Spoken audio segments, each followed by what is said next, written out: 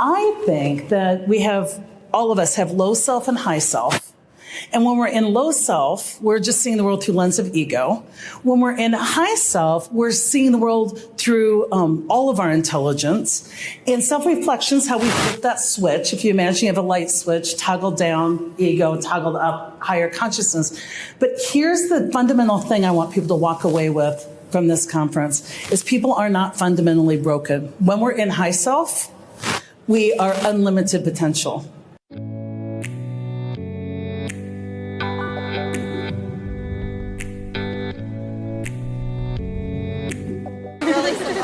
Thank you so much. You bet. I'm from Ottawa. I love Ottawa. Don't we have a meeting tonight? I'm hoping we Which do. one are you? I'm Kath. Kath, and okay. Britt will be coming later. Oh, perfect. But yeah, we have a meeting. Yeah. We try something and we say it doesn't work, and we confuse the change as the problem. Right. Instead of we tried it with unready, unevolved people. Right. And no matter what you try with people who are in victim minds, it won't work because we don't ask the people to step up. And we should be able to roll out anything that people can make work, so that our discussion is it ideal, not that it officially was a horrible idea. Yeah. Does that make sense? It does. Yeah, well, you were my mentor. Like, so much of Sai shows up in my stuff. So. It is awesome. And I love how you have taken it and through your own study and experience and just refined them. We need so many data points of message out there. It's exciting. Well, and everybody, like, it's different, different people have to hear things in a different way. Absolutely. Right? And so it's fun. So thank you. All points for you're welcome, Jason.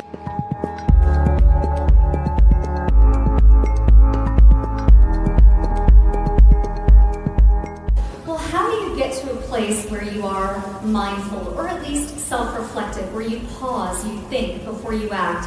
And I don't know that everybody needs to always pause. I want you to be your really authentic self, but start noticing whenever you're feeling stressed. It's like an alarm clock going off, a little temple bell. Whenever you're feeling stressed, know this, that you're believing your thinking, and it's time to question what you're thinking, because it's not your reality that causes you stress. It's the stories you make up about your reality. When you pause, you get neutral, question your thinking, disconnect, and then you can move into this bigger part of your brain. I think that all of us have low self and high self. And when we're in low self, we're just seeing the world through lens of ego. When we're in high self, we're seeing the world through all of our intelligence. In self-reflection is how we flip that switch. If you imagine you have a light switch, toggle down ego, toggled up higher consciousness. But here's the fundamental thing I want people to walk away with from this conference, is people are not fundamentally broken. When we're in high self, we are unlimited potential. Really appreciate your work. I had this initiative at work, psychological safety in the workplace, and I just feel like this is the counterbalance. It's a nice counterbalance because I love psychological safety. People weaponize it. Yeah. And so what I tell people about that is you have to be able to carry your safety with you. It's got to be portable. If you're dependent upon everybody else to create safe environments for you, you can't go very far in the world. You can't wander. But if you get more skilled, then you can wander. You can move more freely in the world. So it's one thing if somebody's making it psychologically unsafe, but you can make yourself really hard to offend. And so it's a nice balance. It's a perfect balance. What's your part in the mess? Yeah. That would have been a better coaching way to be able to say, you know what's your part in the mess? Yeah. And just have her sit with that. So who do you give credit today? So that's Marty Linsky. Don't make your part in our mess that you quit your job. So that's when I checked out, and that's my go-to coaching question now. I love it. The go-to coaching question, folks, is what's your part in the mess? That's our new one from Mark. What's your part in the mess? He borrowed it from Adaptive Leadership. This is good stuff. Absolutely.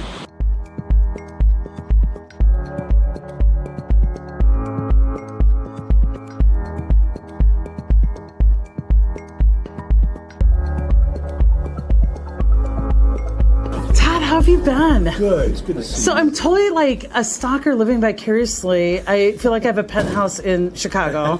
I'm like, I wonder what my view is today. And let's tune into Todd's news feed. I grow, evolve. I'm involved in my own evolution. I'm trying to become a better person. And I have a human condition, and I will screw this up, but only daily. What I need from other people is grace and tolerance that call me up to greatness, that are loving, and they're like, "Sai, you might not have realized that this could be something you might want to look at and make a better choice." I don't have to walk through the world perfectly, but if I'm well loved and I'm always searching and being an accountable person and trying to regulate myself to create the best environment ever, perfect, but it's got to be greeted with a group who also are in what I call higher consciousness, where not everything is an insult. You. Hi. How are you? Good. Very Good. excited. We have a lot of excited people.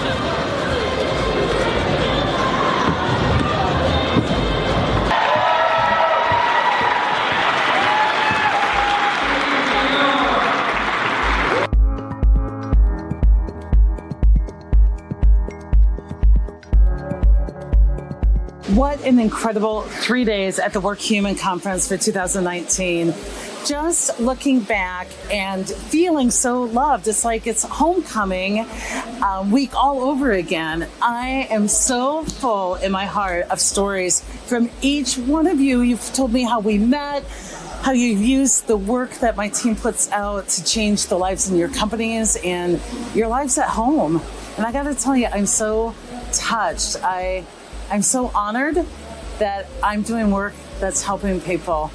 Please continue to engage with us on social media and spread the love.